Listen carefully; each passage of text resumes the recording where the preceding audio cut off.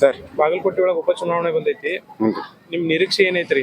ಯಾರಿಗೆ ಬೆಂಬಲ ಕೊಡ್ತೀರಿ? ನಮ್ಮ ನಿರೀಕ್ಷೆ ಚರಂತಿ ಮಾಡವ್ರಿ ರೀ, ಈರಣ್ಣ ಚರಂತಿ ಮಾಡವ್ರಿ. ಯಾಕೆ ಅವ್ರಿಗೆ ಅವ್ರಿಗೆ ಯಾಕಂದ್ರೆ ಅವರು ಎಲ್ಲ ಒಳ್ಳೆ ಕೆಲಸ ಮಾಡ್ಯಾರ್ರಿ.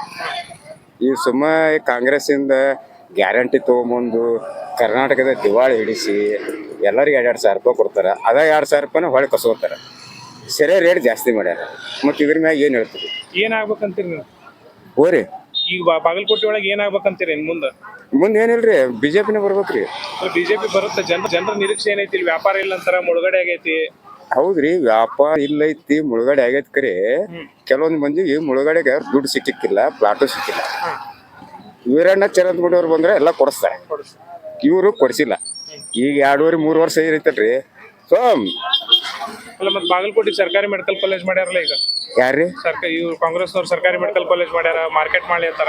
ಒಂದು ಮಾಡಿದ್ರೆ ಏನಾಯ್ತ್ರಿ, ಮುಂದೆ ಹಿಂದ 15-20 ವರ್ಷಗಳಿಂದ ಚರಂತಿ ಬಿಟ್ಟವ್ರು ದುನಿಯಾದ ಕಾಲೇಜ್ ಮಾಡ್ಯಾರ, ದುನಿಯಾದ ರೋಡ್ ಮಾಡ್ಯಾರ, ದುನಿಯಾದ ಇದು ಮಾಡ್ಯಾರ.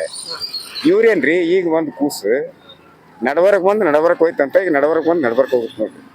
ಹಂಗಾಗಿ ನೀವು ಬಿಜೆಪಿಗೆ? ಹೌದ್ರಿ, ನಮ್ಗೆ ಅರಳುವ ಕಮಲ ರೀ. ಅದು ಬಿಟ್ರಿ ಏನೂ ಇಲ್ಲ. ಯಾಕಂದ್ರಿ ಮ್ಯಾಗ್ನವ್ರು ಅದಾರ, ಅವ್ರ ವಿರುದ್ಧ ಬರೀ 2 ಸ್ಟೇಟ್. ಆ 2 ಸ್ಟೇಟ್ ಹೋದ್ವು ಅಂದ್ರೆ ಕಾಂಗ್ರೆಸ್ ಅನ್ನೋದು ಸರ್ವನಾಶ ಆಗೋಗುತ್ತೆ. ಸೆರೆ ರೇಟ್ ಜಾಸ್ತಿ ಮಾಡ್ಯಾರಂತೀರಿ? ಹ್ಞೂ, ರೇಟ್ ಜಾಸ್ತಿ ಮಾಡಿದ್ರೆ ಕುಡಿಯೋರ ಸಂಖ್ಯೆ ಕಡಿಮೆ ಆಗುತ್ತೆ. ಚಲೋ ಅಲ್ಲ ಅದು? ಮತ್ತ ಕುಡಿಯೋರ ಸಂಖ್ಯೆ ಜಾಸ್ತಿ ಆಗೈತ್ರಿ. ರೇಟ್ ಜಾಸ್ತಿ ಕಡಿಮೆ ಆದ್ರೆ ಚಲೋ. ಜಾಸ್ತಿ ಆಗಕ್ಕೆ ಒಳ್ಳೆ ಜಾಸ್ತಿ ಆಗೈತಿ, ಕುಡಿಯೋರ ರೇಟ್ ಜಾಸ್ತಿ ಆಗೈತ್ರಿ. ಪೂರ ಖರ್ಚು ಜಾಸ್ತಿ ಆಗೈತಿ. ಹೌದೌದೌದೌದೌದು. ಅದಕ್ಕೆ ಅದ್ರದ್ದು ರೇಟ್ ಕಡಿಮೆ ಆಗ್ಬೇಕಂತೀರಿ? ಕಡಿಮೆ ಆಗುದು ಬ್ಯಾಡ್ರಿ ನಮ್ಗೆ. ಈ 2,000 ರೂಪಾಯಿ ನಿಲ್ಸ್ ಅಂತ ಹೇಳ್ರಿ, ಕರೆಂಟ್ ಬಿಲ್ ನಿಲ್ಸ್ ಅಂತ ಹೇಳ್ರಿ.